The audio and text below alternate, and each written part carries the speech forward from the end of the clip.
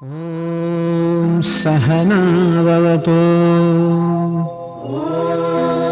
सहनाववतु सहनौ भुनक्तु सहनौ भुनक्तु सह वीर्यं करवावहै सह वीर्यं करवावहै तेजस्विनावधीतमस्तु मा विद्विषावहै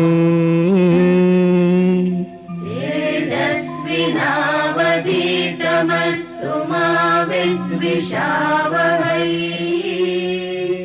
ॐ शान्ति शान्ति शान्तिः ॐ शान्ति शान्ति शान्तिः। હરિઓમ. આજે આપણે એક અતિ વિશેષ મહાપુરુષ સાથે શબ્દયાત્રામાં જોડાઈશું. આ વિરલ વ્યક્તિ એટલે આપણા પૂજનીય પ્રાતસ્મરણીય સ્વામી શ્રી વિદિતાત્માનંદ સરસ્વતીજી. સ્વામીજી છેલ્લા 40 વર્ષોથી વેદાંતના અધ્યયન સાથે સંકળાયેલા છે અને વેદાંતનું અધ્યાપન તે તેઓના જીવનનું એક પ્રમુખ અંગ છે. સ્વામીજીની શાસ્ત્રનિષ્ઠા અને અધ્યાપન નિષ્ઠા એક અનોખી ઘટના છે, કારણ કે આટલા સમયથી વિશદ રીતે નિયમિત રૂપે શાસ્ત્રનું અધ્યાપન બીજે ક્યાંય ખાસ જોવામાં આવતું નથી. પૂજ્ય સ્વામીજીએ પોતાનું પ્રારંભિક શિક્ષણ અમેરિકામાં MS ઇન એન્જિનિયરિંગ પૂરું કર્યા બાદ અમેરિકામાં જ વ્યાવસાયિક કારકિર્દીની શરૂઆત કરી. અમેરિકામાં જ તેઓ સ્વામી ચિન્મયાનંદજીના સંપર્કમાં આવ્યા અને તે દ્વારા શાસ્ત્રના સંપર્કમાં પણ આવ્યા. એના ફળ સ્વરૂપે પૂજ્ય સ્વામીજીને આ દિશામાં વધુ જાણવાની ઈચ્છા જાગૃત થઈ. સન 1976માં પરમ પૂજ્ય સ્વામી શ્રી દયાનંદ સરસ્વતીજીના શ્રી ચરણોમાં બેસીને પૂજ્ય સ્વામીજીએ શાસ્ત્રનો વિધિવત અભ્યાસ અને સાધનાનો પ્રારંભ કર્યો. સન 1983માં પૂજ્ય સ્વામી દયાનંદ સરસ્વતીજીએ પૂજ્ય સ્વામીજીને દીક્ષા આપી અને વિદિતાત્માનંદ સરસ્વતી એવું નામાભિધાન કર્યું. સન 1983માં પૂજ્ય સ્વામીજીએ અધ્યાત્મ વિદ્યા મંદિર સંસ્થાની સ્થાપના કરી અને સન 1993માં અમદાવાદમાં થલતેજ ખાતે તત્વતીર્થ આશ્રમની સ્થાપના કરી. તો આવો આપણે પૂજ્ય સ્વામીજીના પોતાના જ શબ્દોમાં એમની સાથે આ શબ્દયાત્રામાં જોડાઈ અને અનુગ્રહિત થઈએ. હરિઓમ સ્વામીજી. ઓમ. સ્વામીજી આધુનિક શિક્ષણ પ્રાપ્ત કર્યા પછી સંન્યાસીની જીવનશૈલી પસંદ કરવાનું શું કારણ છે, અને ગુરુજીઓ પાસેથી આપે જે શિક્ષણ પ્રાપ્ત કર્યું તેનો આપના ઉપર કેવો પ્રભાવ છે? આમ તો સંન્યાસ જીવન જીવવાની ઈચ્છા થઈ એવું તો ન કહેવાય, પરંતુ તમે જણાવ્યું તે પ્રમાણે અમેરિકામાં જ ન્યુયોર્કમાં જ પૂજ્ય સ્વામી ચિન્મયાનંદજી મહારાજના સંપર્કમાં આવ્યા. ખરેખર તો 1966માં વડોદરામાં પહેલી વાર એમના પ્રવચનો સાંભળવાની તક મળી. કોઈક મિત્ર મને પ્રવચનો લઈ ગયા અને આ રીતે આધ્યાત્મિકતા પ્રત્યેનું અમારું પહેલું જ પરિચય હતો.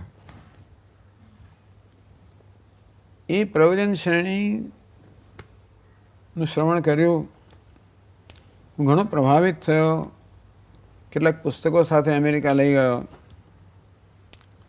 અને ત્યાં અધ્યયન દરમિયાન પછી વ્યવસાય દરમિયાન પણ જ્યારે સમય મળ્યા ત્યારે થોડું પુસ્તકોનું ચયન કરતો હતો. એટલામાં અચાનક જ 1973માં 7 વર્ષ પછી મને સાંભળવા મળ્યું કે પૂજ્ય સ્વામીજી ચિન્મયાનંદજી મહારાજ ન્યુયોર્કમાં પ્રવચનો આપી રહ્યા છે. એટલે પહેલાંની જે સ્મૃતિ હતી એ બધી તાજી થઈ અને આપોઆપ હું જોડાઈ ગયો. અને પછી તો હું ચિન્મય મિશનમાં જોડાયો. દર વર્ષે પૂજ્ય સ્વામીજીના પ્રવચન આયોજનમાં જોડાયો. આખરે ઘણો પ્રવૃત્ત થઈ ગયો. સક્રિય થઈ ગયો. એ લગભગ 2.5-3 વર્ષના સક્રિય અધ્યયન દરમિયાન આટલું તો હું સમજી શક્યો કે વેદાંત શાસ્ત્રનું યથાર્થ જ્ઞાન તો આપણને જીવનમાં હોવું જોઈએ. તે વખતે સંન્યાસી બનવું એવો કોઈ પ્રકારનો ખ્યાલ ન હતો. માત્ર એક સારા અને વિવેકી મનુષ્ય બનવું. મારી દૃષ્ટિએ તો વધુ સારા એન્જિનિયર બનવું. એટલે જ્યારે જાણવા મળ્યું કે મુંબઈમાં સાંદીપની સાધનામાં પૂજ્ય સ્વામી દયાનંદજી વેદાંતનો એક કાર્યક્રમ પ્રારંભ કરી રહ્યા છે 2.5 વર્ષના, તેને બધું મને બરોબર યોગ્ય લાગ્યું અને ત્યાં જોડાવાનો મેં નિર્ણય કર્યો. અને 1976 જાન્યુઆરીથી પૂજ્ય સ્વામીના ચરણે બેસીને શાસ્ત્રનું અધ્યયન શરૂ થયું. મેં કહ્યું તે પ્રમાણે હું તો વધુ સારો એન્જિનિયર થવા માટે ત્યાં ગયો હતો, પરંતુ 2-3 દિવસની અંદર જ એન્જિનિયરિંગ તો મારા મનમાંથી એણે વિદાય લઈ લીધી અને સંપૂર્ણ રીતે હું તો વેદાંતને સમર્પિત થઈ ગયો. એટલો પૂજ્ય સ્વામીનો પ્રભાવ હતો, એટલો આ શાસ્ત્રનો પ્રભાવ હતો. અને કદાચ મારું સદનસીબ પણ બધું ભેગું થયું. અને એ કાર્યક્રમ પૂરો થયો 2.5 વર્ષે પૂજ્ય સ્વામીજીએ બ્રહ્મચર્ય દીક્ષા પ્રદાન કરી મને અમદાવાદ આવવાનું કહ્યું. અને 1978થી જ અમદાવાદની અંદર જ વેદાંતના વર્ગનો પ્રારંભ થયો. 1983માં પૂજ્ય સ્વામીએ સંન્યાસ દીક્ષા પ્રદાન કરી અને પછી ચિન્મય મિશનમાંથી હું તે વખતે મુક્ત થયો. અધ્યાત્મ વિદ્યા મંદિરની સ્થાપના થઈ અને 1993માં તત્વતીર્થ આશ્રમની સ્થાપના થઈ. એટલે અભ્યાસ પૂરો કર્યા પછી બ્રહ્મચર્યનું જીવન સ્વામીએ પૂછ્યું કે શું કરવાનું છે? મેં કહું મારે તો કંઈ કરવાનું નથી. તો સ્વામીએ સારું થાય ને, મારે તારા માટે આ યોજના છે કે બસ હવે સ્વાધ્યાય પ્રવચનનું જીવન જીવો. એટલે મેં જોયું કે આ જ્ઞાન ખરેખર તો એને પચાવવા માટે, આત્મસાત કરવા માટે આ જ જીવનશૈલી યોગ્ય છે. એ રીતે બ્રહ્મચર્યની જીવનશૈલી અપનાવી 1983માં જ્યારે પૂજ્ય સ્વામીએ સંન્યાસ દીક્ષા પ્રદાન કર્યા હતા, હું તો તૈયાર હતો. એટલે આ જીવનશૈલી આ જ્ઞાનની સાધનાને સૌથી અનુરૂપ શૈલી છે. એટલા માટે એને અપનાવી છે કે સંન્યાસી થવું એવી જાતનું કોઈ પ્રયોજન ન હતું, કે સંન્યાસ માટે કોઈ વિશેષ આકર્ષણ હોય એવું પણ ન હતું. આ જ્ઞાન માટેની એક આકર્ષણ અને નિષ્ઠા, એના પરિણામે આ સંન્યાસ જીવન તો જાણે કે એના નિમિત્ત રૂપે આવ્યું. તો સ્વામીજી, શાસ્ત્ર એટલે શું અને શું ભગવદ્ ગીતા એ આપણની જીવનની દ્રષ્ટિ કેવી રીતે આપે છે? શાસ્ત્રની વ્યાખ્યા કરી છે શાસનાત શાસ્ત્રમ. જે શાસન કરે એ શાસનના 2 અર્થ થાય છે. એક તો આપણું શાસન કરે, વિધિ નિષેધ દ્વારા આપણું નિયંત્રણ કરે અને એ રીતે જીવનમાં શું કરવું જોઈએ અને શું ન કરવું જોઈએ એને આપણને માર્ગદર્શન આપે. એટલે એ શેના માટે? પ્રવૃત્તિ જીવન માટે. અને જેનો બીજો તબક્કો છે નિવૃત્તિ. શાસ્ત્રો આમ 2 તબક્કાના જીવનનો ઉપદેશ કરે છે, પ્રવૃત્તિ અને નિવૃત્તિ. પ્રવૃત્તિ જીવન પણ આધ્યાત્મિક જ છે, પણ એમાં પ્રવૃત્તિ એટલે કર્તવ્ય એને મહત્વ હોય છે. કારણ કે કર્તવ્ય છે, ફરજ છે, એ પણ જ્યારે યોગ્ય રીતે બજાવવામાં આવે ત્યારે આપણે આંતરિક શુદ્ધિ અને આંતરિક પરિવર્તનનું મુખ્ય સાધન બને છે. એ રીતે નિવૃત્તિ માટે, જ્ઞાન માટે આપણને તૈયાર કરે છે. જો આપણે વિવેકપૂર્વક જીવન જીવીએ તો આપણી પ્રવૃત્તિ છે એ નિવૃત્તિ માટેની ભૂમિકા બની રહે. આ એવો શાસ્ત્રનો સંદેશ છે. એટલે આપણે ત્યાં બ્રહ્મચર્ય, ગૃહસ્થ, વાનપ્રસ્થા 3 પ્રારંભની અવસ્થાઓ છે જે પ્રવૃત્તિ લક્ષણ છે, અને સંન્યાસ છે એ નિવૃત્તિ લક્ષણ અવસ્થા છે. આ પ્રકારે જીવનના આવા વિભાગ કરવામાં આવ્યા છે. એટલે શાસ્ત્ર મુખ્યત્વે કેવી રીતે જીવનું ધ્યેય પ્રાપ્ત કરવું. જીવનું ધ્યેય તો બહુ સરળ છે. સુખ પ્રાપ્ત કરવું, મુક્તિ પ્રાપ્ત કરવી. પણ સાચું સુખ કોને કહેવાય, સાચી સ્વતંત્રતા કોને કહેવાય, એની દૃષ્ટિ પહેલાં શાસ્ત્ર પ્રદાન કરે અને પછી કેમ પ્રાપ્ત કરવી એના સાધનનો ઉપદેશ કરે. એટલે શાસ્ત્ર અને ભગવદ્ ગીતા પણ શાસ્ત્ર છે, સાધ્ય અને સાધન. જીવનનું શું ધ્યેય છે અને ધ્યેય પ્રાપ્ત કરવાનો શું માર્ગ છે, એક દૃષ્ટિ પ્રદાન કરે અને એક જીવન રીતિનો ઉપદેશ કરે. સ્વામીજી, અધ્યાત્મ વિદ્યા મંદિર અને તત્વર્થિત આશ્રમ આ સંસ્થાઓ સ્થાપવાનો આપનો પ્રમુખ હેતુ શું? અધ્યાત્મ વિદ્યા મંદિર સંસ્થાની સ્થાપના કરવાનું પણ એ છે કે સમાન વિચારવાળા બીજા બધા સાધકો પણ જોડાય અને એ રીતે એક સામૂહિક પ્રયત્ન શરૂ થાય. તો જ્ઞાનનો એટલે સ્વાધ્યાય પ્રવચન અને પ્રવચન દ્વારા પ્રચાર એ ધારો કે આપણું વ્યક્તિગત ધ્યેય હોય, એને પાર પાડવા માટે આપણી પાસે એક સમૂહ હોય જેમાં જોડાય, મદદરૂપ થાય અને આવશ્યક બધી સેવાઓ પ્રદાન કરે, એવા એક સમૂહની જરૂર છે. એ માટે સંસ્થાની સ્થાપના થાય કે જેમ જેમ પછી સંસ્થાનો વિકાસ થતો જાય તેમ તેમ સંસ્થામાં જોડાયેલાઓનો સાધકોનો વિકાસ થતો જાય અને આ સાધકોની મદદથી સંસ્થાનું જે ધ્યેય છે એ પણ પાર પડે. એ દ્રષ્ટિએ અધ્યાત્મ વિદ્યા મંદિર એ ટ્રસ્ટની સ્થાપના કરવામાં આવી 1983માં. ત્યારે આપણે બધું પોતાનું સ્થાન ન હતું, અન્યના સ્થાનમાં રહીએ, મોટે ભાગે ભાડે રહેતા હોઈએ, એટલે પછી જે મકાન માલિક હોય એ ક્યારેક રહેવા દે, ક્યારેક ના રહેવા દે, એમ કરી અનિશ્ચિતતા ખૂબ હતી. મને વ્યક્તિગત બહુ વાંધો ન હતો અનિશ્ચિતતા સામે, પણ સાધકોને બહુ વાંધો હતો કે આપણું પોતાનું સ્થાન હોવું જોઈએ જે નિશ્ચિત હોય અને આપણે પોતે એવી પ્રકારની એક આખી સવલત ઊભી કરવી જોઈએ જ્યાં આપણે ઈચ્છીએ એ વસ્તુ કરી શકીએ અને આપણે ઈચ્છીએ એ રીતે કરી શકીએ. એ હેતુથી આ તત્વતીર્થ આશ્રમની સ્થાપના થઈ જે 1993માં થઈ. સ્વામીજી, અમે જોયું છે કે આશ્રમનું એક પ્રતીક ચિહ્ન છે અને એક પ્રતીક વાક્ય છે. તો સ્વામીજી, આ પ્રતીક ચિહ્ન અને પ્રતીક વાક્યને સમજાવશો? મેં કહ્યું તે પ્રમાણે જ્ઞાન પ્રાપ્તિની સાધના એટલે જ્ઞાન એ જીવનનો મુખ્ય હેતુ હોય અને એ પ્રકારનું માર્ગદર્શન પ્રેરણા આપે એવા પ્રકારનું એક ચિહ્ન તૈયાર થયું. આ ચિહ્ન જોશો કે નીચે એક કમળ છે અને એમાંથી એક શિવલિંગ જાણે કે ઉદ્ભુત થાય છે. એ શિવલિંગમાં એક જ્યોત છે. તો જ્યોત તો જ્ઞાન છે, જ્ઞાનને જ્યોત સાથે અગ્નિ સાથે સરખાવવામાં આવે.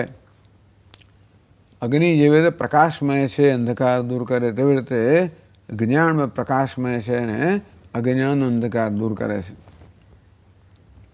જે જ્યોત છે એ જ્ઞાનનું પ્રતીક છે, આત્મજ્ઞાનનું પ્રતીક છે, ઈશ્વરના જ્ઞાનનું પ્રતીક છે, બ્રહ્મ જ્ઞાનનું પ્રતીક છે, તત્વજ્ઞાનનું પ્રતીક છે. આ શિવલિંગ પણ આમ તો વૈરાગ્યનું પ્રતીક છે, નિરાકારતાનું પ્રતીક છે અને શિવલિંગ પર એક જ્યોત જેવું છે. જ્યોત હંમેશા ઉર્ધ્વ દિશામાં ગતિ કરતી હોય એટલે જીવનની ઉર્ધ્વ ગતિ એનું પણ એક પ્રતીક છે. અને ભગવાન શિવજી જ્ઞાનના દેવતા છે. આપણે શિવજીને સંહારક કહીએ છીએ. બ્રહ્માજી સર્જક છે, વિષ્ણુજી પાલક છે, શિવજી સંહારક છે. પરંતુ શિવજીના સંહારનું એક મહત્વનું સંહાર છે અજ્ઞાનનો સંહાર. શિવજી જ્ઞાન સ્વરૂપ દેવતા છે, જ્ઞાનના દેવતા છે. એ અજ્ઞાન રૂપી અંધકારનો નાશ કરે છે. એ રીતે પણ આ શિવલિંગ છે એ જ્ઞાનનું પ્રતીક છે, ઉપદેશનું પ્રતીક છે. આ કમળ જે છે એ કમળ એક બહુ વિશેષ પ્રકારનું ફૂલ છે. એક વસ્તુ એ કમળ ખીલે છે કાદવમાં. આમ બીજા બધા જે વૃક્ષ વનસ્પતિ છે ને એ જ્યારે ઉત્પન્ન થાય ત્યારે પૃથ્વીને ફાડીને ઉત્પન્ન થાય છે. એટલે પૃથ્વી જે પોતાની માં છે એને દુઃખ આપીને ઉત્પન્ન થાય છે. આ કમળ છે કોઈ પ્રકારનું દુઃખ આપ્યા વગર ઉત્પન્ન થાય છે. વિશેષ એનો એ પ્રકાર છે. કાદવમાં જન્મે છે એટલે કાદવને તમે મલિનતા કહો, જ્ઞાન કહો, એમાં આ કમળ જે છે જ્ઞાનનું પ્રતીક છે, એનો જન્મ થાય છે. આમ કમળ તો ભારતનું રાષ્ટ્ર પુષ્પ પણ છે અને કમળમાં છે સૌંદર્ય છે, માધુર્ય છે, સુગંધ છે, કોમળતા છે, ના રીતે અને અસંગતા છે.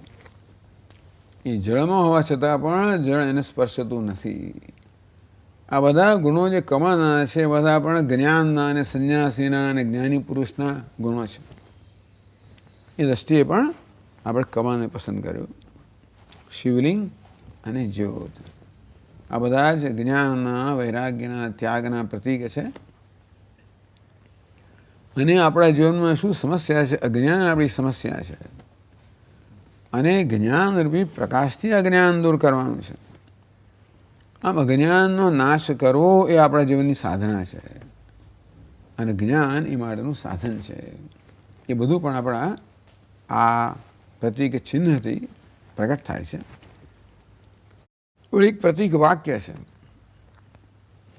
વિદ્યયા વિંદતે અમૃતમ. વિદ્યયા અમૃતમ વિંદ્યતે. અમૃત એટલે અમરતા. અમરતા એટલે મૃત્યુમાંથી મુક્તિ. મૃત્યુમાંથી મુક્તિ કહો, અજ્ઞાનમાંથી મુક્તિ કહો, દુઃખમાંથી મુક્તિ કહો, મોક્ષ કહો, અમૃતમ કહો, અમૃતત્વ કહો, મોક્ષ કહો. વિદ્યા વિંદતે અમૃતમ.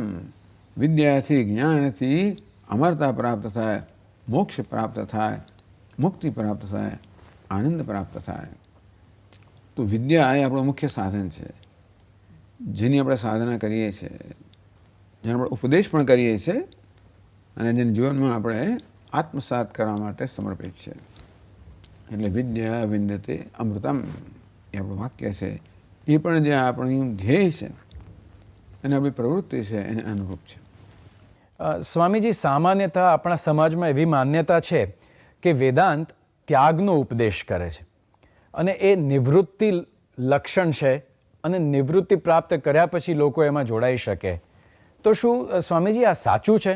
અને સ્વામીજીની સાથે સાથે એ પણ પ્રશ્ન થાય છે કે અમારા જેવા જે સંસારી લોકો છે, કે જે નવા જે વિદ્યાર્થીઓ હોય, કે જેમણે હમણાં જ સંસાર માંડ્યો હોય, જેમણે કારકિર્દી પોતાની શરૂ કરી હોય, એમના માટે શું વેદાંત વ્યવહારુ છે ખરું? એટલે આપણા પૂજ્ય સ્વામી ચિન્મયાનંદજીએ જોયું કે ખરેખર વેદાંત તો જીવનનું માર્ગદર્શક છે. સામાન્ય એવી જાતનો જ ખ્યાલ હતો કે આ તો નિવૃત્તિ પછીનું, જે નિવૃત્ત થયા છે એમને માટે છે. પરંતુ પૂજ્ય સ્વામીજી કહે કે ભાઈ આ ઉપદેશ તો ભગવાન શ્રી કૃષ્ણે અર્જુનને કર્યો છે. ભગવદ્ ગીતામાં શ્રી કૃષ્ણ પણ સંન્યાસીના હતા અને અર્જુન પણ સંન્યાસીના હતો. અને ભગવદ્ ગીતામાં તો અને ભગવદ્ ગીતા એ સમગ્ર વેદનો નિચોડ છે. એટલે વેદનો પણ પહેલો ભાગ છે અને કર્મકાંડ કહેવામાં આવે છે કે આપણે વ્યાવહારિક જીવન કેમ જીવવું એ માટેનો ઉપદેશ, આદેશ ને માર્ગદર્શન એમાં છે. તે ભગવદ્ ગીતામાં કર્મયોગ આપણને એ પ્રકારનો ઉપદેશ કરે છે. એટલે ખરેખર તો જીવન કેમ જીવવું એની કળા આપણને શાસ્ત્ર વેદાંત શીખવાડે છે. એટલે જેવી રીતે આપણે કોઈ યંત્ર લાવીએ, યંત્રનો ઉપયોગ કરવો હોય તો આપણી પાસે એના માટેનું ઓપરેટિંગ મેન્યુઅલ જોઈએ. અથવા જેવી રીતે આપણે યાત્રા કરતા હોય તો ધ્યેય શું છે, એને પ્રાપ્ત કરવાનો માર્ગ શું છે એ માટેનું જ્ઞાન જોઈએ. એ જ ભગવદ્ ગીતા છે. ક્યારેક ગીતા માટે હું આ પ્રકારે કહેતો હોઉં છું, GPS આમ તો ગ્લોબલ પોઝિશનિંગ સિસ્ટમ કે ગીતા પોઝિશનિંગ સિસ્ટમ. આમ જીવનને આ GPS છે, આપણે ધ્યેય પણ આપે અને માર્ગ પણ આપે અને માર્ગદર્શન પણ આપે. ભગવદ્ ગીતા એ રીતે આપણે ધ્યેયનું પણ જ્ઞાન કરાવે, માર્ગનું જ્ઞાન કરાવે અને માર્ગદર્શન આપે. એ ખરેખર તો આ વેદાંત શાસ્ત્ર સિવાય માણસ જીવન કેવી રીતે જીવે એ જ મારી તો કલ્પનાની બહાર વસ્તુ છે. એ તો કોઈ પ્રકારના માર્ગદર્શન વગર, ભૂમ્યા વગર, ધ્યેયના કોઈ ખ્યાલ વગર તમે યાત્રા કરતા હો અને જેમ તેમ ભટકતા હો, અથડાટ કુટાતા હો, એવું માનવ જીવન બની જાય છે જ્યારે શાસ્ત્રના જીવન નથી હોતું. જીવનમાં જ્યારે શાસ્ત્રનો આદેશ ન હોય ત્યારે શાસ્ત્ર સંચાલિત જીવન તો વાસના સંચાલિત જીવન હોય. એટલે માણસ વાસના કહો, પોતાના આવેગો કહો, આ કામ, ક્રોધ એ બધા આવેગ સંચાલિત જીવન જીવવાનું છે. એ જીવન જીવવું પર્યાપ્ત નથી, વ્યવસાય કરવો પર્યાપ્ત નથી, અરે ભૌતિક સમૃદ્ધિ પ્રાપ્ત એ પણ પર્યાપ્ત નથી. પણ જીવન આપણે વાસના સંચાલિત જીવીએ છીએ, જે આપણને પોતાને સતત નુકસાન કરનારું છે એવું જીવન જીવીએ છીએ કે આપણી આંતરિક આપણું સ્વાસ્થ્ય છે એમાં વૃદ્ધિ કરનારું છે, પોષણ આપનારું છે, જીવન સુખ પ્રદાન કરનારું છે કે દુઃખ પ્રદાન કરનારું છે. આ શાસ્ત્રથી સંચાલિત જીવન છે એ સુખનું સાધન છે, વાસનાથી સંચાલિત જીવન એ દુઃખ જન્માવનાર છે. શાસ્ત્ર વગર તો ચાલી જ ના શકે, માર્ગદર્શક વગર ન ચાલે, માટે જોઈએ છે. તો સ્વામીજી, આપણા જીવનનું ધ્યેય શું કહી શકાય? તો મેં શાસ્ત્રની વાત કરી કે શાસનાથ શાસ્ત્ર, શમસનાથ શાસ્ત્ર, ટૂંકમાં આદેશ પણ આપે જીવન કેમ જીવવું અને ઉપદેશ પણ કરે જીવન જીવ્યા પછી. એનું ધ્યેય તો સરળ છે, સુખ. દરેક મનુષ્ય સરળ વસ્તુ સુખ ઈચ્છે છે. સુખ એટલે શું? સુખ એટલે આપણા પૂજ્ય સ્વામીજીએ બહુ સરસ વ્યાખ્યા કરી. Everybody wants to be a pleased self. આપણે પ્રસન્નતા જોઈએ, પ્રસન્ન આત્મા જોઈએ. બસ આપણે પ્રસન્ન બનવા માંગીએ છીએ, સુખી બનવા માંગીએ છીએ. બસ આ એક સરળ વસ્તુ છે. પણ એ પ્રસન્નતા એ આત્માનો સ્વભાવ છે. એટલે પ્લીઝડ સેલ્ફ, પ્રસન્ન આત્મા જોઈએ આપણને. આ બતાવે છે કે પ્રસન્નતા કે આનંદ કે સુખ છે બહાર ક્યાંય નથી, આત્માનો સ્વભાવ છે. આ ઉપદેશ ઉપનિષદમાં કરવામાં આવ્યો. એટલે મનુષ્ય સુખ માટે પ્રયત્ન કરતો જ હોય છે, વલખા મારતો જ હોય છે.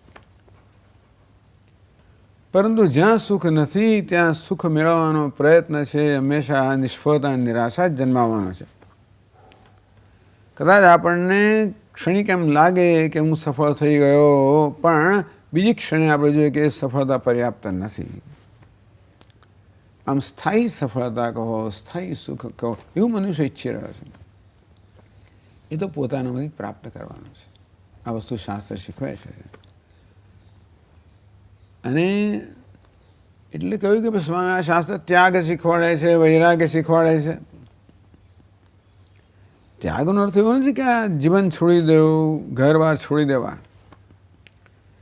ત્યાગ કે વૈરાગ્ય એ આ બધા સાથે કેવી રીતે હેલ્ધી રિલેશનશીપ, સ્વસ્થ સંબંધ કેમ સ્થાપિત કરવા.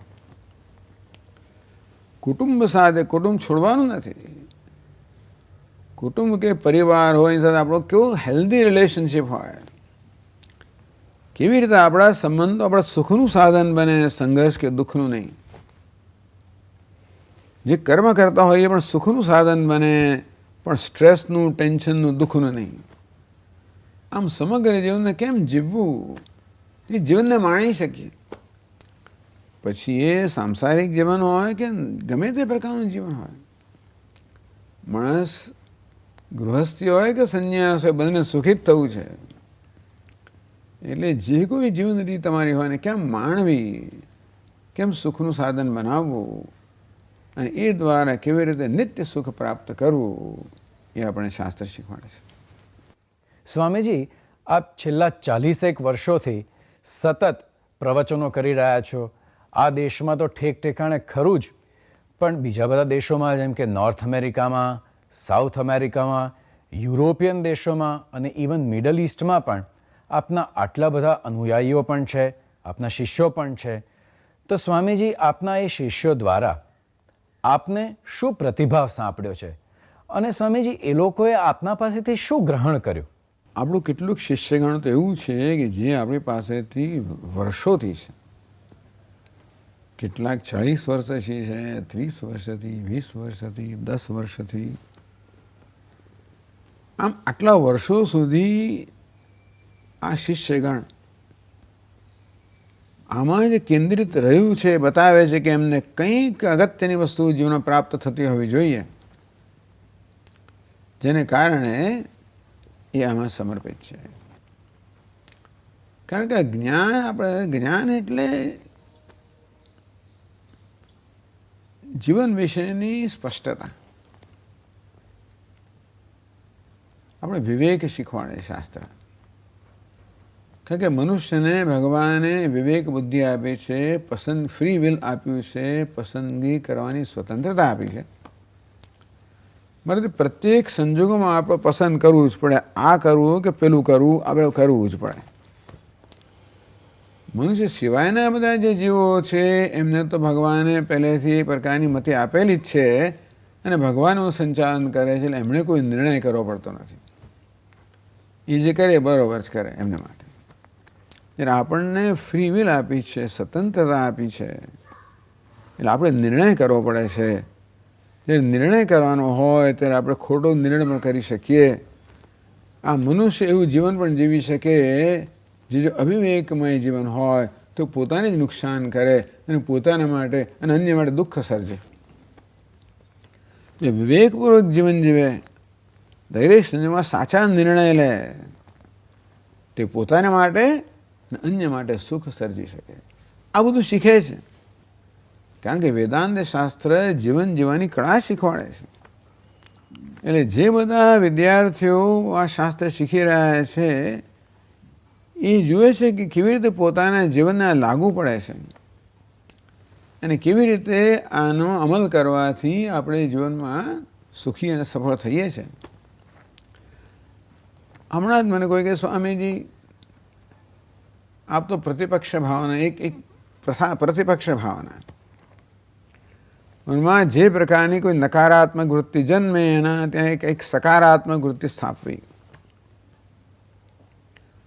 તો કે હું ઓફિસમાં કામ કરતી હતી અને કોઈ નવા બહેન જોડાયા જ્યારે જે સિનિયર હતા, હું તુમાખી ધરાવનારા હતા, આપણી સામે જુએ પણ નહીં, ઉપેક્ષા કરે. એક વખત એવું થયું કે અમારે ત્યાં કંઈક પ્રસંગ હતો અને ખૂબ મોડું થઈ ગયેલું. મારી પાસે મોટર ગાડી હતી, એ બહેન પાસે ન હતી, એટલે મેં સામે ચાલીને કહ્યું કે ચાલો આપણે એક જ સ્થળે રહીએ છીએ તો મારી સાથે આપ આવો. એને કંઈ આશ્ચર્ય થયું હશે, પણ આ પ્રકારે એ વ્યક્તિ આપણી સાથે જે પ્રકારની વૃત્તિ રાખે એના કદાચ વિરુદ્ધ વૃત્તિ આપણે પ્રયત્નપૂર્વક જો વિકસાવીએ તો જો ધીમે ધીમે વ્યક્તિનું પરિવર્તન આવી ગયું અને એક બહુ સુંદર સંબંધ સ્થાપિત થયો. એટલે આ તો જાણે કે બનેલી વસ્તુ છે, પણ અનેક પ્રસંગો બધા વિદ્યાર્થીઓના જેનો બનતા હોય છે. તેથી એ પોતે જ આ શાસ્ત્ર છે, જ્ઞાન છે, એની ઉપયોગિતા એ પોતે જ જુએ છે અને એ જ એમને આમાં રાખે છે, એ જ એમને આમાં ઉત્સાહ પ્રેરે છે અભ્યાસનો, અને એ જ વર્ષો સુધી એમને આ અભ્યાસમાં રાખે છે. સ્વામીજી, આપ સંન્યાસી છો, નિવૃત્તિ લક્ષણ છે આપનું, તો એક બાજુ આ સંન્યાસનો ધર્મ અને બીજી બાજુ આ આશ્રમ જેવી મોટી સંસ્થાનું સંચાલન કાર્ય, તો એ બેનું આપ સંતુલન કઈ રીતે કરી શકો છો? આપણને વેદાંત શાસ્ત્ર એક વસ્તુ શીખવાડે છે કે જીવનમાં કોઈ વિભાગ નથી,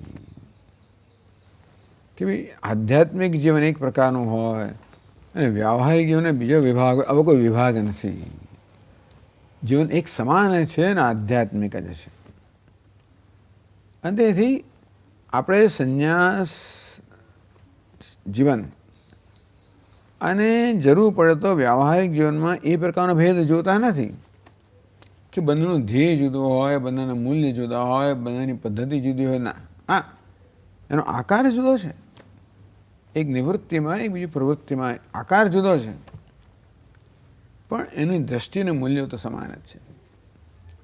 અર્થાત જેને આપણે વ્યવહારિક જીવન કહીએ, પ્રવૃત્તિમય જીવન કહીએ, એમાં પણ સંન્યાસનો સ્પિરિટ, સંન્યાસની ભાવના હોવી જોઈએ, ત્યાગની, વૈરાગ્યની ભાવના હોવી જોઈએ. બી એમાં શું ત્યાગ કરવાનો છે? વ્યવહાર કરતી વખતે શું ત્યાગ કરવાનો? તો કે મારા જે આવેગ હોયનો ત્યાગ કરવાનો, મારા સ્વાર્થનો ત્યાગ કરવાનો. તો સંન્યાસનો અર્થ એમ પણ થાય, ભગવાન કહે છે કે રાગ અને દ્વેષની મુક્તિ પણ એક પ્રકારનો સંન્યાસ છે. એટલે પ્રવૃત્તિમય જીવન જીવીએ ત્યારે એ પ્રકારના સંન્યાસનું જો આપણે અનુસરણ કરીએ કે આપણો વ્યવહાર રાગ દ્વેષથી મુક્ત થવાનું સાધન બને. આપણે એવા મૂલ્યોનું પાલન કરીએ, અદ્વેષ્ટા સર્વભૂતાનામ, કોઈ પ્રત્યે દ્વેષ ન હોય, બધા પ્રત્યે મૈત્રી હોય, કરુણા હોય, કાળજી હોય, તો વ્યવહારનું જીવન કોઈ સંઘર્ષ ઉત્પન્ન કરતો નથી. એનો આકાર જુદો છે, વ્યવહાર ખરો, પણ એની માનસિકતા છે એમાં એટલો બધો ફરક નથી. એ પ્રકારે આ બંને જે છે એનું સંતુલન થઈ શકે, બંનેનો સમુચ્ચય થઈ શકે. સ્વામીજી, આપે વાત કરી એ પ્રમાણે કે શાસ્ત્રો આપણને જીવનનો ધ્યેય પણ બતાવે છે અને ઇટ્સ લાઈક અ GPS. તો સ્વામીજી, આમાં ગુરુનું સ્થાન શું હોઈ શકે? એ જીપીએસ એટલે ગુરુ પોઝિશનિંગ સિસ્ટમ પણ કહેવાય, એ પણ જીપીએસ જ છે. કારણ શું છે કે આ શાસ્ત્ર છે ને એ તો શબ્દોના રૂપમાં છે. હવે આપણે સ્વયં અભ્યાસ કરીએ તો આ શબ્દો જે છે ને એ શબ્દોએ આપણા મનમાં પોતાનો વાસ્તવિક અર્થ પ્રગટ કરવો પડે. જ્ઞાન ક્યારે થયું કહેવાય? આપણે શબ્દોનો યથાર્થ રીતે સમજીએ ત્યારે.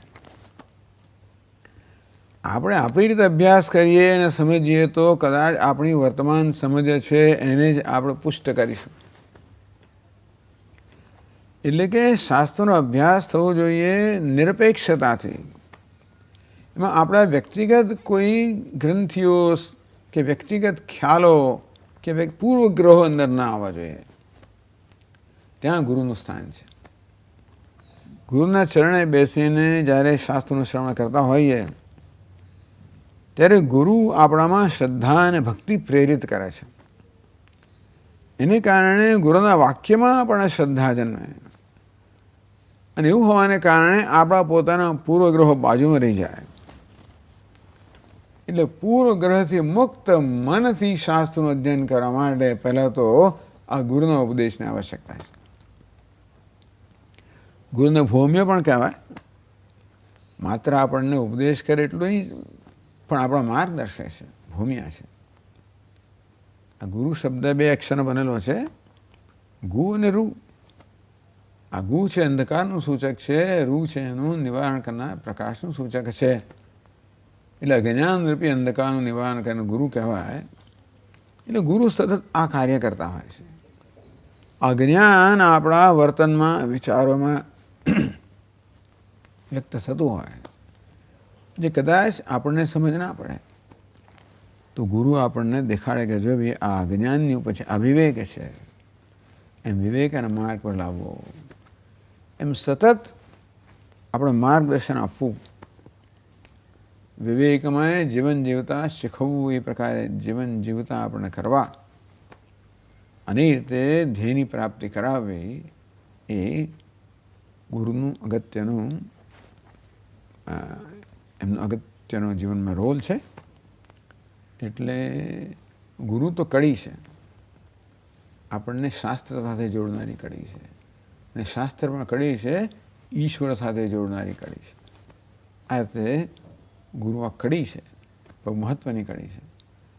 ટેલિફોન પર ડાયલ કરીએ પછી તો ટેલિફોન તો ભૂલી જતા હોઈએ છીએ, પછી તો જે વાત કરીને સાથે સંબંધ હોય, સંબંધ કરાવનાર ટેલિફોન છે પણ ટેલિફોન તો જોઈએ છે.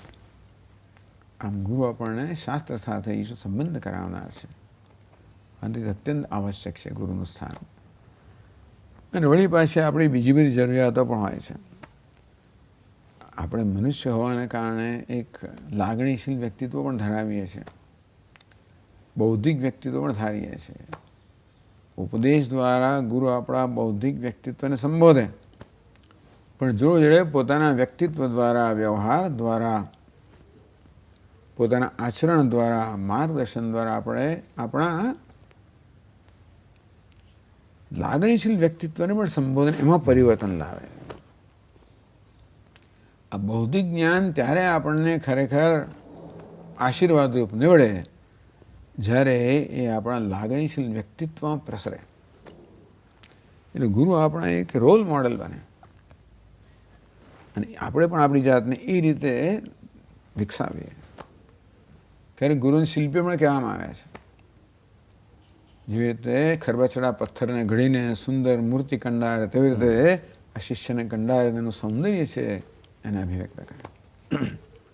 આમ ગુરુ વિશે તો આપણા શાસ્ત્રમાં ખૂબ બધું કહેવાયેલું છે.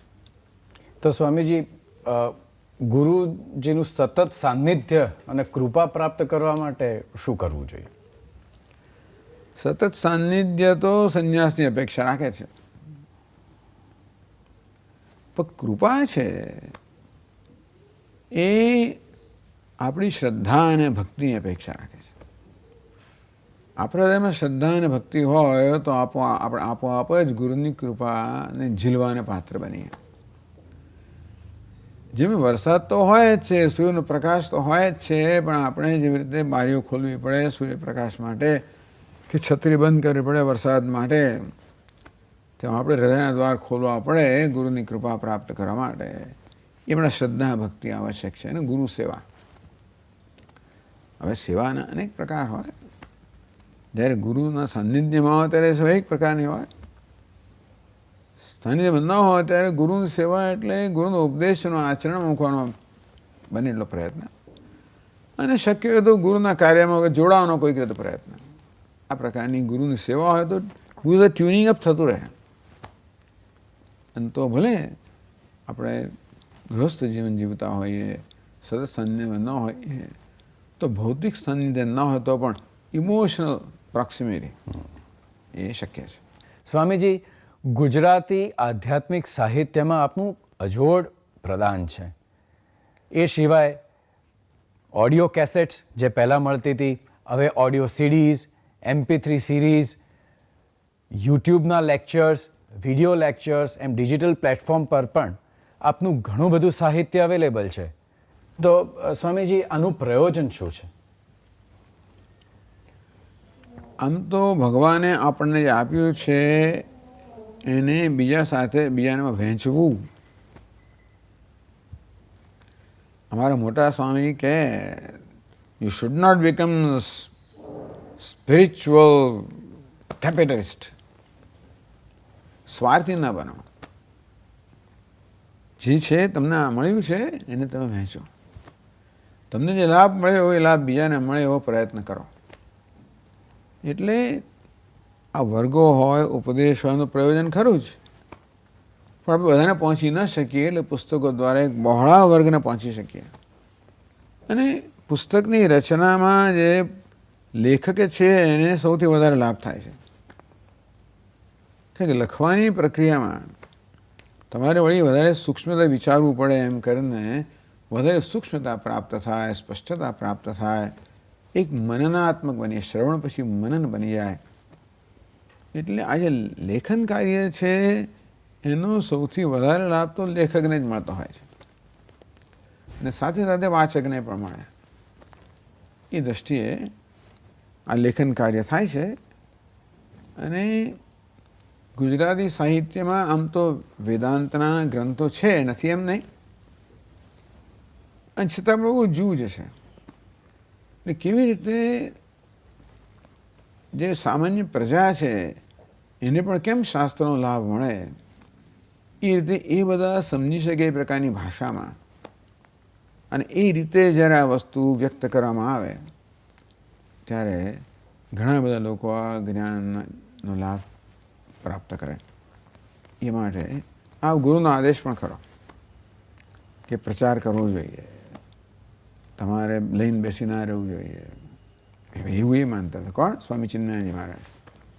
એવા થોડા સંસ્કાર પડેલા ને બધા, એટલે આ કાર્ય પણ એમણે નદી જેવા બનવાનું કદાચ કહ્યું. હા, એટલે બે દૃષ્ટાંત છે ગુરુઓના, બે પ્રકારના ગુરુઓ છે. એક પ્રકાર ગુરુઓ છે એ કૂવા જેવા છે. તરસ લાગે તો કૂવા પાસે આપણે જવું પડે અને પછી દોરડાથી પછી પાણી ખેંચવું પડે ત્યારે તરસ છીપાય. બીજા ગુરુ નદી સમાન છે, આપણી પાસે આવે, આપણો કોઈ પ્રયત્ન વગર જ આપણી તરસ છીપાવે. એટલે આપણા સ્વામી ચિન્મયાનંદ મહારાજના ગુરુ તો કૂવા જેવા હતા, ક્યાં જવું પડે.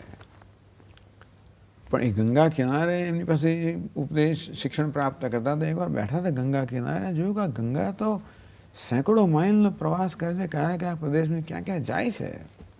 એવી પ્રેરણા જન્મી કે આપણે નદી જેવા થવું જોઈએ. એટલે એ પ્રકારની પ્રેરણા પ્રાપ્ત થયેલી જ છે. એટલે એ જે કરી શકે એનું એક અંશનો અંશ આપણે કરતા હોઈએ છીએ, પણ જે કંઈ આપણે થઈ શકે એવું પ્રદાન કરવાનો પ્રયત્ન કરીએ છીએ. સ્વામીજી, અમારું અહોભાગ્ય છે કે આપ જેવા મહાત્મા અત્યારે અમારી વચ્ચે છે.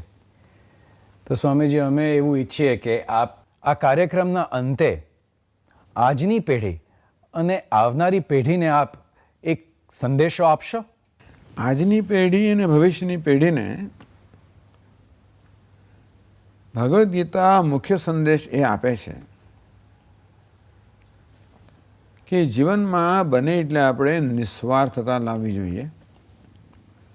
અમારા પૂજ્ય સ્વામીજી કહેતા કે transform yourself from being a consumer to a કન્ટ્રીબ્યુટર.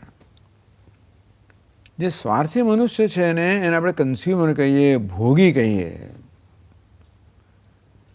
આ ભોગ છે ને તાત્કાલિક સુખ આપનારું છે, પણ અંતમાં દુઃખ આપનારું છે. જ્યારે નિસ્વાર્થી મનુષ્યને આપણે ત્યાગી કહીએ. આ ત્યાગ પ્રારંભમાં દુઃખજનક લાગે, પણ અંતે સુખ આપનારું છે. કમનસીબે માણસ તાત્કાલિક સુખ જોતો હોય છે, એને તાત્કાલિક પરિણામ જોઈતું હોય છે, જેને કહેવાય ઇમિડિયેટ ગ્રેટિફિકેશન જોઈતું હોય છે, અને એ સ્વાર્થથી મળતું હોય છે. એટલે માણસ પોતાની શક્તિનો ઉપયોગ સ્વાર્થનું પૂરા કરવામાં કરે છે, જેથી તેને તાત્કાલિક સુખ મળે. જરૂર સ્વાર્થ પૂરો સુખ તો મળે, પરંતુ આ સ્વાર્થ તો અગ્નિ સમાન છે. જેમ જેમ પૂરવાનો પ્રયત્ન કરો તેમ તેમ વધુ ને વધુ માંગતો જાય, અને એક સમય એવો આવે જ્યારે આપણે સ્વાર્થને પૂરો કરી ન શકીએ, આપણે ગુલામ થતા જઈએ. એમ કરીને એ દુઃખ માટેનો આખો માર્ગ ઊભો કરે છે. એટલે નિસ્વાર્થનું જીવન છે એ પ્રારંભમાં કડવું લાગે, કારણ કે આપણે આપણી વૃત્તિઓનું નિયંત્રણ કરવું પડે, એમને આ દિશામાં વળાવવી પડે. એ દુઃખજનક ખરો. પણ આપણે નિસ્વાર્થતાનું એક પણ કર્મ કરીશું, જણાશે કે તરત આપણા સંતોષ આપનારો છે, એ સ્થાયી સંતોષ આપનારો છે, મુક્તિ સહિતનો સંતોષ આપનારો છે, સ્વતંત્રતા આપનારો છે. એટલે આપણે ત્યાગી બનીએ. ત્યાગનો અર્થ એ નહીં કે આપણે સંપત્તિનો ત્યાગ કરવાનો છે, આપણા સ્વાર્થનો ત્યાગ કરવાનો છે. આ સ્વાર્થમાંથી જ રાગ દ્વેષ જન્મે છે, કામ ક્રોધ વગેરે આવેગો જન્મે છે. તેથી આવેગોનો તાબે ન થવું, પણ જેનું મૂલ્યોનું પાલન કરવું, જેમ કે અહિંસા, સત્ય, અસ્તેય, ક્ષમા, દયા, કરુણા, આ મૂલ્યો છે. આ પ્રકારની ભાવના છે, એનું પાલન કરવું અઘરું લાગે કદાચ, કારણ કે દરેકમાં કંઈક ત્યાગ રહેલો છે. પણ આપણે જેમ પાલન કરતા રહીશું તેમ ડગલે ને પગલે આપણને સુખનો અનુભવ થતો રહેશે. હવે એક સુખમય સ્વતંત્રતાની યાત્રા છે, અને એ રીતે આપણે સુખી થઈશું, સમૃદ્ધ થઈશું, અને અન્યના સુખ અને સમૃદ્ધિ માટેના કારણ પણ નિમિત્ત બનીશું. તો તો અત્યારે દુનિયાને ને આપણા દેશનો ખાસ જરૂર છે આ પેઢીની, જે લોકો માત્ર સ્વાર્થી ન હોય, પોતાનું જ ભલું ન જોતા હોય, પણ અન્યના ભલાની પણ જેનામાં દાહ જ હોય. કંઈક દેશભક્તિ હોય, સમાજ ભક્તિ હોય, કંઈક માનવ સેવા હોય. જેટલા પ્રમાણમાં આપણે જીવનમાં આનો સમાવેશ કરશું એટલા પ્રમાણમાં આપણે જગતને આશીર્વાદરૂપ બનશું, આપણે અન્યના સુખ માટેનું સાધન બનશું અને પ્રક્રિયામાં આપણે તો સુખી બનીશું જ. તેથી આ સુખ અને શાંતિનો આ એક માર્ગ છે જે જેટલી ઝડપથી મનુષ્ય અપનાવે એટલી ઝડપથી પોતાના માટે સુખનો માર્ગ છે એ ખુલ્લો કરતો હોય છે. હરિ ઓમ. ॐ पूर्णमदः पूर्णमिदं पूर्णात् पूर्णमुदच्यते पूर्णस्य पूर्णमादाय पूर्णमेवावशिष्यते.